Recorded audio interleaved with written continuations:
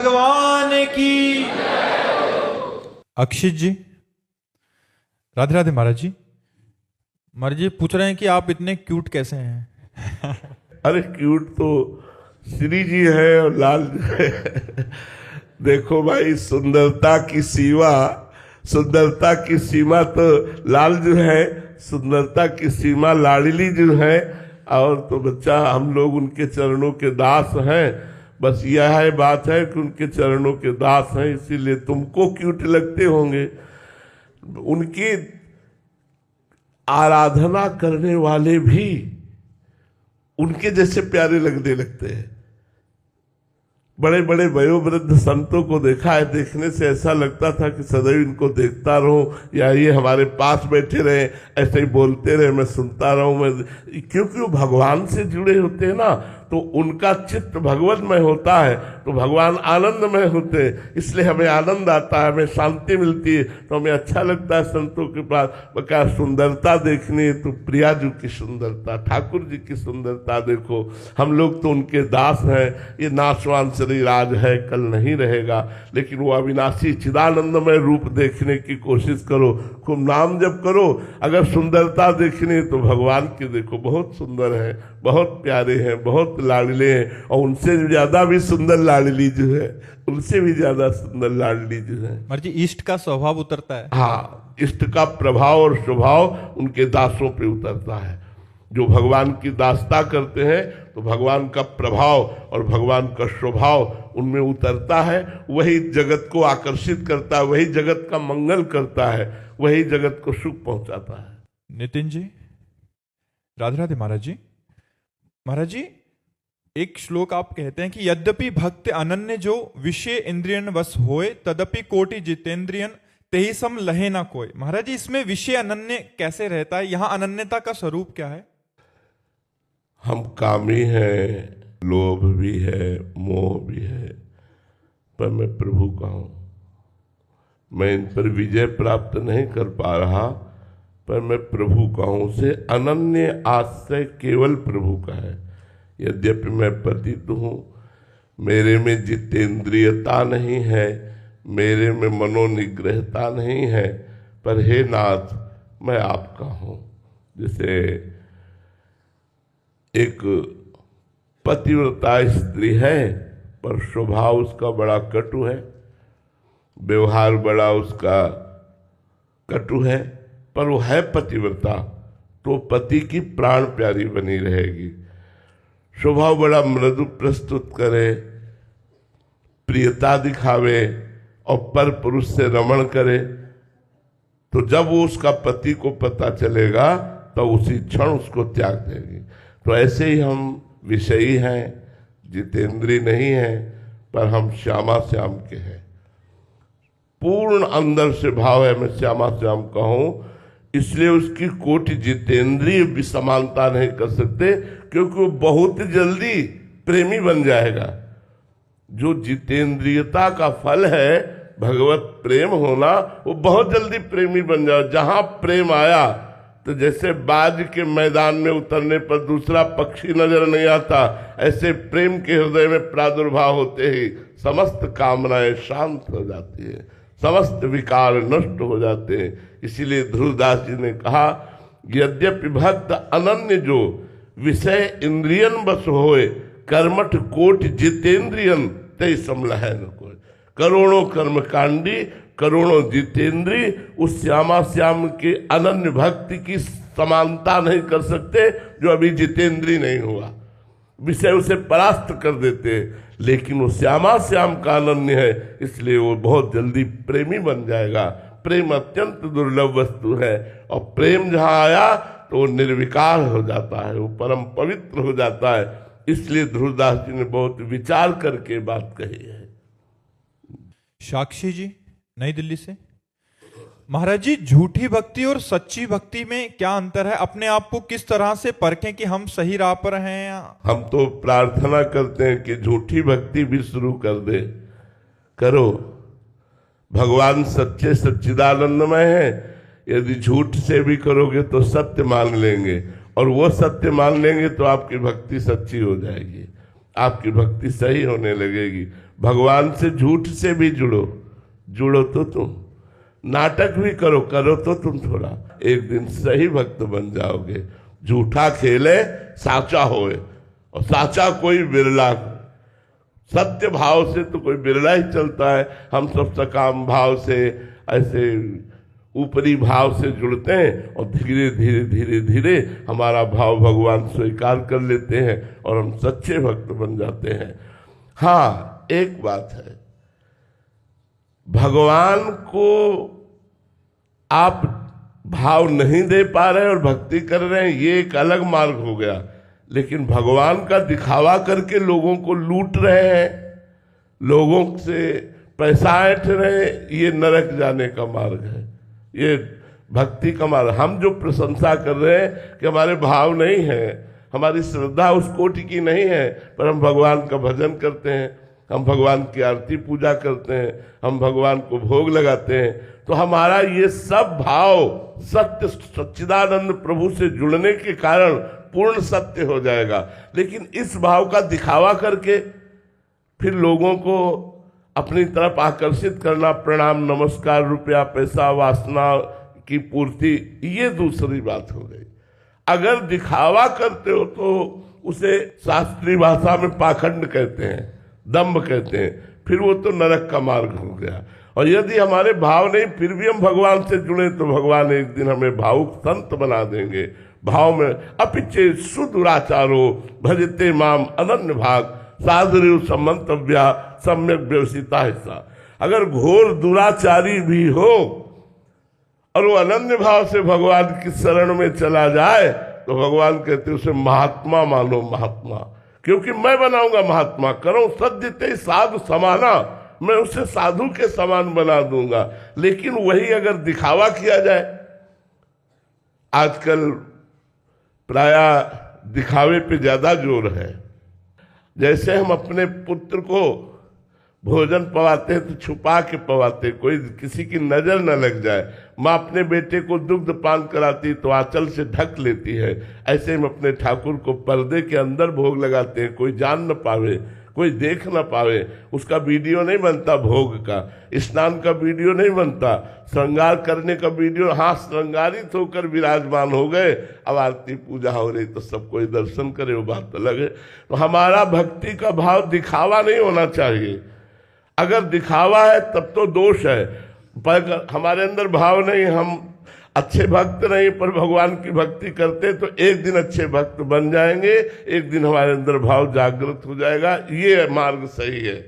लेकिन दिखावा और दूसरों के द्वारा धन सम्मान आदि की इच्छा रखना, भक्ति का प्रदर्शन करके, ये तो फिर पतन का मार्ग है। श्रद्धा जैन जी। राधे राधे महाराज जी। महाराज जी, आप सत्संग में कई बार भगवत प्राप्त महापुरुषों का वर्णन करते हैं। महाराज जी, भगवत प्राप्त महापुरुष को कैसा पहचाने, कैसे पता चलता है कि भगवत प्राप्त है? नहीं पहचाना जा सकता। कोई मुकुट लगाए हो या कोई ऐसा, तो उसका पहचान, बाहरी लक्षण नहीं। बाहरी तो और हो सकता है कि आप संत मानने के लिए तैयार न हो, ऐसे भी लक्षण हैं, और वो विलक्षण संत हैं, बड़ी उच्च कोटि के संत हैं। मतलब अब कैसे तुम्हें बताए, संतों की लीला बताने पर तुम्हारी समझ में नहीं आएगी। बाहरी लक्षणों से भगवत प्राप्त महापुरुष को नहीं पहचाना जा सकता, क्योंकि उसका काम बन गया तो अब वैराग्य, नियम, संयम ये सब स्वाहा हो गए।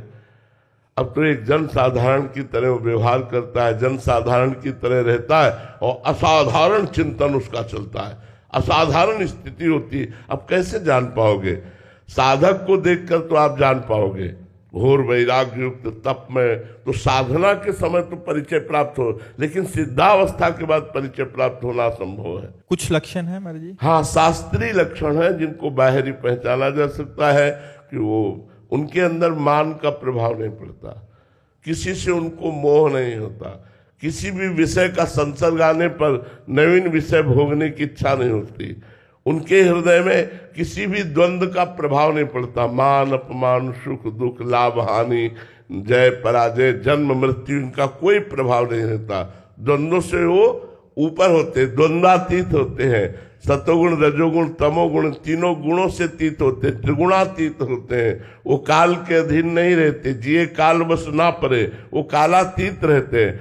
अब गुणातीत, मायातीत, कालातीत, द्वंद्वातीत, इनको हम कैसे पहचान पावे? जैसे भगवान अपने को जलाना चाहे तो जीव जान सकता है, ऐसे सिद्ध संत अपने को जलाना चाहे तो भले जान लो, बाहरी लक्षणों से आप बिल्कुल नहीं पहचान सकते, बाहरी लक्षणों से नहीं पहचाना जा सकता।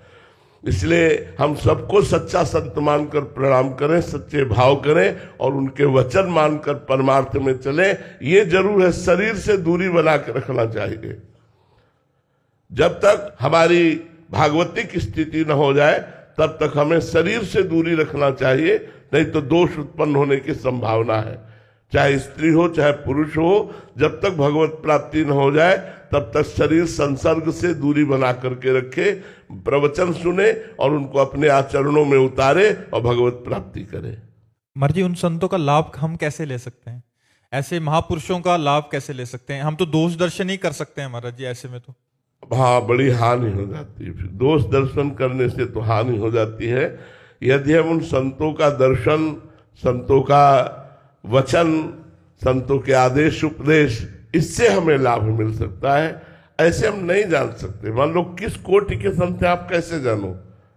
अब उनके बाहरी व्यवहार तो हम देखे हुए हैं, चूंकि एक से एक सिद्ध महापुरुष से मिले हुए बचपन से, तो बाहरी व्यवहारों से नहीं जाना जा सकता। नहीं, कोई बूंदी लड्डू ऐसे पा रहे हैं कि आपको लगेगा कि इन्होंने जन्म भर पाया नहीं क्या, ऐसी प्रिय और एकदम ब्रह्मबोध संपन्न महापुरुष लीन एकदम। और इसके बाद जो रुपया और जो पैसा आया सब गंगा जी में फेंक दिया।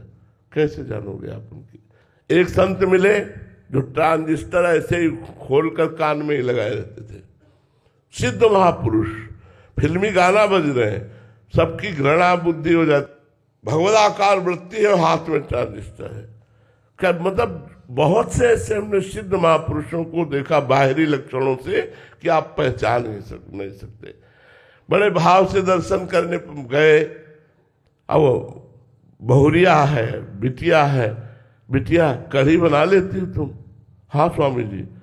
अब क्या बुद्धि लगाओगे? ये ब्रह्मानंद को छके, ये ब्रह्मानंद को प्राप्त हुआ, कढ़ी में अभी बुद्धि फंसी है, ब्रह्मा बिल्कुल नहीं पहचान सकते। बाहरी लक्षणों के द्वारा महापुरुषों को नहीं जाना जा सकता। इसलिए महत्संगस्त दुर्लभ हो, महापुरुषों का संग मिलना बड़ा दुर्लभ है। फिर लिखा अगम्यो, महापुरुषों को पहचानना, उनका निर्वाह कर पाना ये बड़ा कठिन है। फिर लिखा अमोघश्च, अगर निर्वाह कर ले गए तो निश्चित भगवत प्राप्ति हो गई, निश्चित भगवत प्राप्ति हो गई। संदीप जी अलवर, महाराज जी गुरु चरणों में साक्षात इष्ट की भावना कैसे करें? महाराज जी एक आदर्श शिष्य के गुण क्या हैं और उनको धारण करने के सामर्थ्य कैसे हो? देखो, सबसे बड़ा गुण है गुरु की आज्ञा का पालन करना। उसी में सब सद्गुण आ जाते हैं। जब हम आज्ञा पालन करते हैं तो हमारा अहंकार नष्ट हो जाता है, हमारे अंदर दैन्यता आ जाती है। जब हम आज्ञा का पालन करते हैं तो हमारा भजन बढ़ने लगता है, भगवान से प्रीता हो जाती है। सबसे पहली बात है, गुरु मानने वाले हजारों मिलेंगे, लाखों मिलेंगे, लेकिन गुरु की बात मानने वाले बहुत कम मिलेंगे। गुरु की कोई बात मान ले, सबसे बड़ी बात है।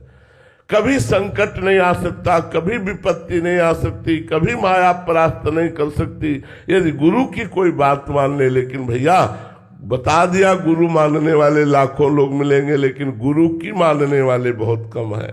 गुरु की आज्ञा पर प्राण न्यौछावर कर दे, वही शिष्य होता है, वही सच्चा शिष्य होता है जो आज्ञा पर अपने जीवन को समर्पित कर दे। लेकिन ऐसे बहुत कम है, ऐसे बहुत कम। और जो है तो दिनों में परिवर्तन होता है, दिनों में परिवर्तन होता है, सालों नहीं लगते, दिनों में परिवर्तन होना शुरू हो जाता है। और मोह माया ममता राग द्वेष काम क्रोध ये सब शांत होने लगते हैं।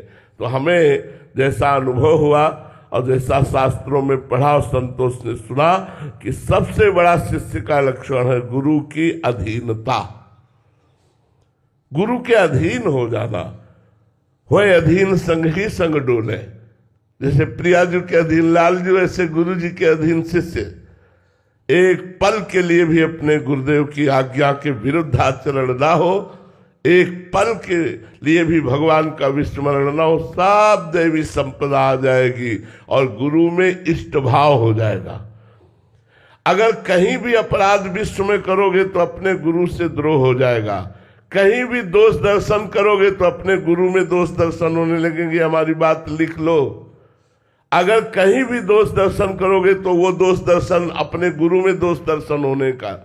बिल्कुल बिल्कुल बिल्कुल अपने गुरुदेव के प्रति अगर सच्चे भाव रखने हैं तो पूरे विश्व में कहीं किसी के प्रति दोष दर्शन न हो, कोई अपराध न बने, क्योंकि गुरुदेव सब में विराजमान है। खंड मंडलाकारम व्याप्तम चराचरम। अपने गुरुदेव को भगवान की संज्ञा दे, दूसरे संतों का अपमान करे, कभी अपने गुरुदेव में प्रेम नहीं हो सकता। गुरुदेव के प्रति यदि प्रेम बढ़ाना है तो उनकी आज्ञा का पालन करो और चराचर जगत में गुरुदेव की भावना करके सबको आदर, सबको सम्मान, किसी के प्रति हमारा दोष या द्वेष ना बनने पावे, बस गुरुदेव की भक्ति पुष्ट हो जाएगी। मंजरी मिश्रा जी मथुरा से। राधे राधे महाराज जी। महाराज जी, पूर्ण आत्मसमर्पण का अर्थ क्या होता है? मन, बुद्धि, चित्त, अहंकार, शरीर, वाणी और स्वयं, ये सब भगवान को समर्पित हो जाना, भगवत में हो जाना। मन कृष्णाकार, बुद्धि कृष्णाकार, चित्त कृष्णाकार, अहम दासत्व से युक्त, तन सेवा में समर्पित। हमारा जो मैं है वो इस गर्व में है कि प्रिया प्रीतम मेरे स्वामी, मैं उनका सेवक। वाणी से उनका नाम कीर्तन, नाम जप, गुण कीर्तन, लीला कीर्तन, बस इसी से पूर्ण आत्मसमर्पण हो जाता है। आत्मसमर्पण की जो स्थिति है वो तन वांग मनोभिर अमलई सोहम तविवाश्रिता। शरीर से, मन से, वाणी से, स्वयं से, निर्विकार भाव से, कोई कामना न रखते हुए जो शरण में है वही उत्तम प्रेमी बन जाता है। अनिल तिवारी जी। गुरुदेव भगवान, मैं कौन हूं? क्या मैं भी वही हूं जो आप हैं या हम सब अलग अलग हैं? खोज कीजिए, खोज कीजिए। ये बातों से थोड़ी निपटने वाला ही समस्या है। ये प्रश्न का समाधान हो गया तो मोक्ष को प्राप्त हो गए। बातों से ना तो मोक्ष पदवी प्राप्त होती है ना प्रेम प्राप्त होता है। खोज कीजिए, जिज्ञासु बनिए, महात्माओं के चरणों की आराधना कीजिए, खूब नाम जप कीजिए, शास्त्रों का स्वाध्याय कीजिए और अपने शरीर को गर्मी, सर्दी, बरसात, मान अपमान, लाभ हानि, दुख सुख, जय पराजय, इसको सहिए। मात्रा स्पर्शास्तु कौन्तेय शीतोष्ण सुख दुखदा आगमा पायनो अनित्यास्ता तितिक्षस्व भारत। हे भारत अर्जुन, ये आने वाले अनुकूलता प्रतिकूलता, गर्मी सर्दी, सुख दुख को समान भाव से सहो, क्योंकि आने जाने वाले हैं, नाशवान हैं। इनको सहो तो आप जानने लगोगे मैं कौन हूं। जो आप हैं वही पूरा विश्व है, जो विश्व है वही आप हैं। अगर इतना अनुभव हो गया तो जीवन मुक्त हो गए।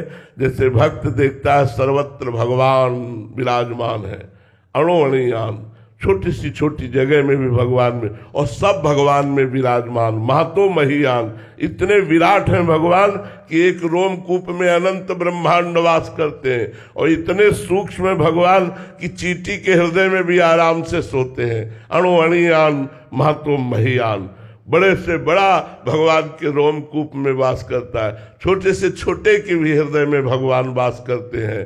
जो भगवान को सर्वत्र देखता है और सबको भगवान में देखता है वो भगवत प्राप्त महापुरुष परमानंद में भगवान के प्रतिपल समीप रहता है। यो माम पश्यति सर्वत्र सर्वम च मयि पश्यति तस्याहम न प्रणश्यामि सच में न प्रणश्यति।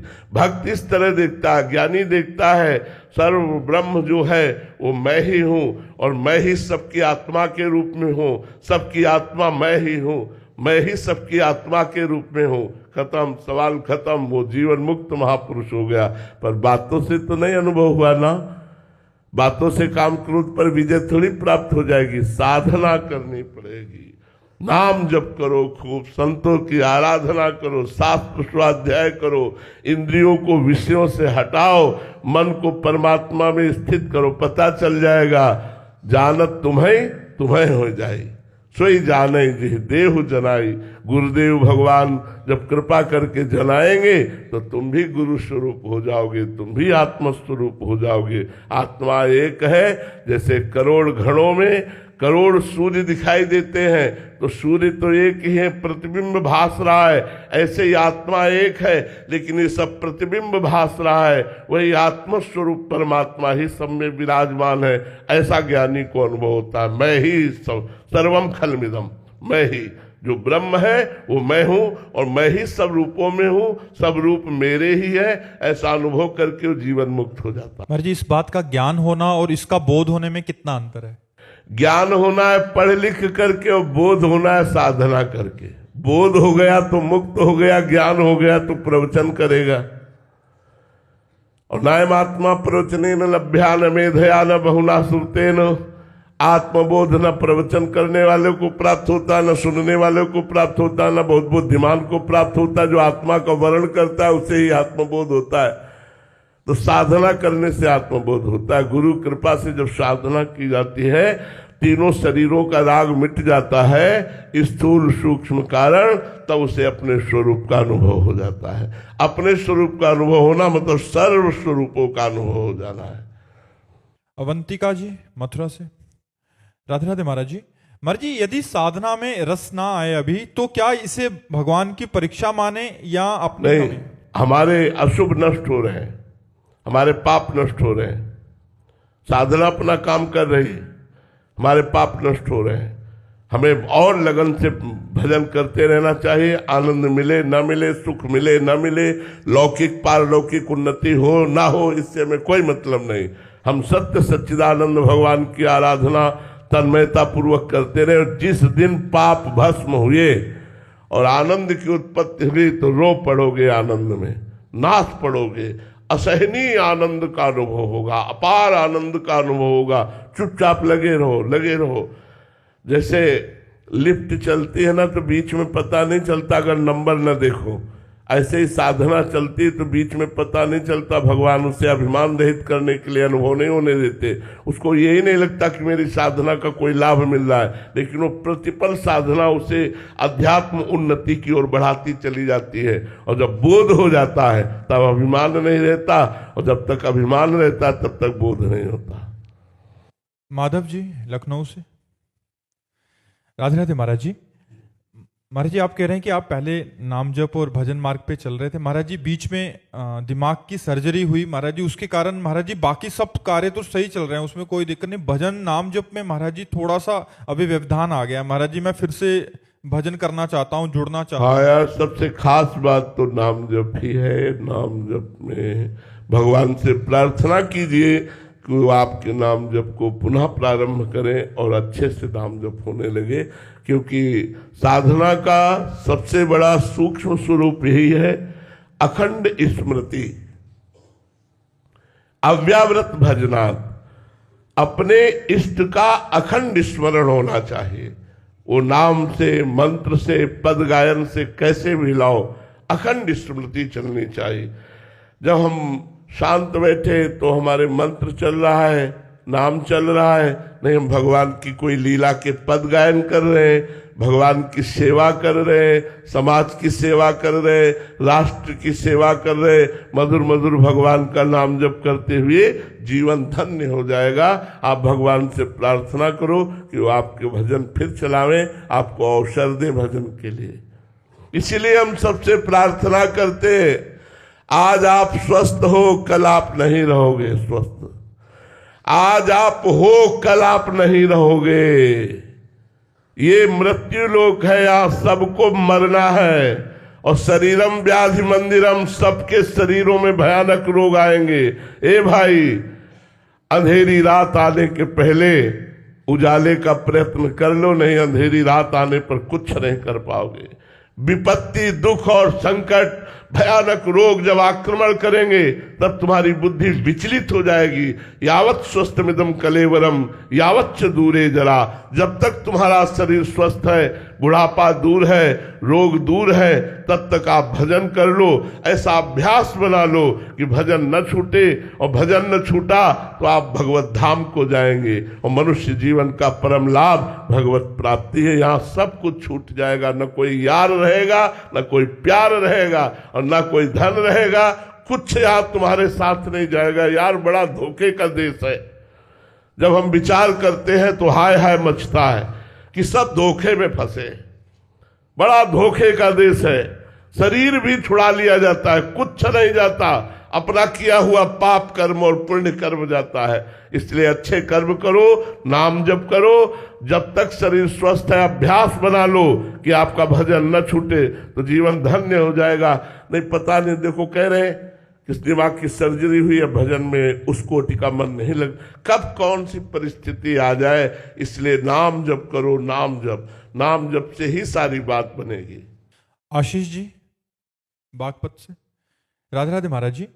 महाराज जी, वो कौन सी एक सत्य बात है या अनुभव होगा जिसे आप सभी के साथ बांटना चाहेंगे आपके जीवन का? नाम का सुख जो हमें गुरु ने नाम दिया, उसका जो हमें लौकिक और पारलौकिक सुख मिला, वो हम सबको बांटना चाहेंगे। वही बांट रहे हैं। जीवन का जो हमारे बचपन से लेकर अभी तक अनुभव, जो बड़े बड़े संतों का अनुभव, जो शास्त्रों के द्वारा प्राप्त हुआ, वो हमें नाम प्राप्त हुआ, और उसी नाम का हम सबको दान कर रहे हैं।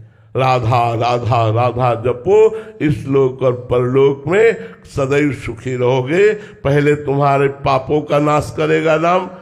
ये नाम महामहिमामय है। हमारी प्रार्थना मान लीजिए, फिर बार बार कह रहा हूं, ये नाम महामहिमामय है। जैसे डॉक्टर के द्वारा दी हुई औषधि को बिना क्यों किए हम खा लेते हैं, ऐसे संतों की बात को मान लें। स्वयं भगवान श्री कृष्ण इस नाम का जप करते हैं। स्वयं स्वयं भगवान इसका जाप करते हैं। इसलिए राधा राधा रटो, अपार सुख को प्राप्त होगे। अगर अभी अनुभव नहीं हो रहा तो आपको निश्चित अनुभव श्री जी कराएंगी, और शरीर छूटते छूटते परम धाम के अधिकारी बन जाओगे। यही हम बांटना चाहते हैं। हमें जो जीवन में मिला वो नाम मिला, और नाम गुरु कृपा से मिला। उसी नाम का यत् किंचित जो स्वाद मिला, उसी को हम बांटना चाहते हैं। उसी का प्रताप आप देख रहे हैं, उसी की महिमा देख रहे हैं, राधा नाम की महिमा देख रहे हैं। महाराज जी, आप नाम में तो आपकी पहले से निष्ठा थी, जैसे आपने बताया महाराज जी, जब आप इधर भी आए, बट राधा नाम में कब एकदम प्रेम हो गया? हाँ, भगवान शंकर की कृपा से जब वृंदावन में हमारी जीवन व्यतीत करने की निष्ठा जागृत हुई, वृंदावन आना तो एक अलग बात रही, जब निष्ठा जागृत हुई कि अब मैं अपने प्राण वृंदावन को समर्पित करता हूं, आजीवन व्रत 84 कोष के बाहर कभी नहीं जाऊंगा, जब नियम लिया और गुरु कृपा हुई, तो श्री जी के नाम का प्रकाश हुआ, राधा नाम का। बस प्रतिपल फिर धीरे धीरे इस राधा नाम से, अब तो जीवन प्राण ही राधा नाम है, सर्वस्व राधा नाम है हमारे लिए। कुछ और कोई महत्व नहीं रखता साधन, केवल राधा नाम, निरंतर राधा राधा। राधा नाम है जीवन हमारा, राधा नाम प्राण आधार है, राधा नाम है कर्ता विधाता, राधा नाम पालनहार है, राधा नाम सबका पूज्य है। राधा नाम का पूजन करें, राधा नाम के ही ध्यान से हम शुद्ध अपना मन करें। राधा नाम के जप ध्यान से प्रेम बढ़ता जाएगा। ये राधा नाम ही हमें प्रेम में निकुंज में पहुंचाएगा। ये सर्वस्व राधा राधा राधा राधा, कोई कमी नहीं है। राधा नाम का प्रताप लौकिक और पारलौकिक ये कि जितने जुड़े हैं ये सब निकुंज जाएंगे। वृंदावन में बैठ के कह रहे हैं, जितने जुड़े हैं सब निकुंज जाएंगे। उनके गुण और गुणों को हमारी लाडली जो नहीं देखती, लाडली जो हमारे नहीं देखती। अवगुण करे समुद्र सम, गणत न अपनो जान, राई के सम भजन को, राई इतना दाना होता है, राई के सम भजन को मानत मेरु समान। ऐसी हम महारानी जी की शरण में उन शरण के बल से कहते हैं। राधा नाम का प्रताप ये कि लौकिक सुख और पारलौकिक सुख दोनों की, अगर एक बार राधा बोला है तो नरक नहीं जाओगे, हमारी बात लिख लो। एक बार और आप राधा राधा जप रहे, आपको निकुंज न मिले, आपको परम धाम न मिले, आपको श्रीज न मिले, कैसी बात करते हो। एक राधा नाम यदि बोला है तो नरक नहीं जाओगे, एक बार राधा नाम बोला तो नरक नहीं जाओगे। हमारा विश्वास, ये हमारी नाम महिमा के प्रति जो श्रद्धा, वही बात है। महाराज जी बहुत बड़ी बात कह दी महाराज जी, और ये छाती से बात कह रहा हूं, कोई प्रलोभन से नहीं, कोई तुमसे कुछ लेना नहीं है, किसी से कुछ लेना नहीं है। ये जो चर्चा होती है प्रलोभन रहित होती है, ये किसी प्रलोभन से चर्चा नहीं हो रही।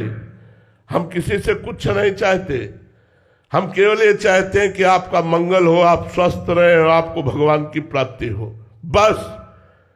कभी कोई यहाँ 5 पैसा मत चढ़ाओ, कभी कोई यहाँ 1 सेव संतरा मत लाओ, कभी किसी से कोई याचना नहीं, हमारा भगवान से चलता है, तुम अपना कल्याण कर लो।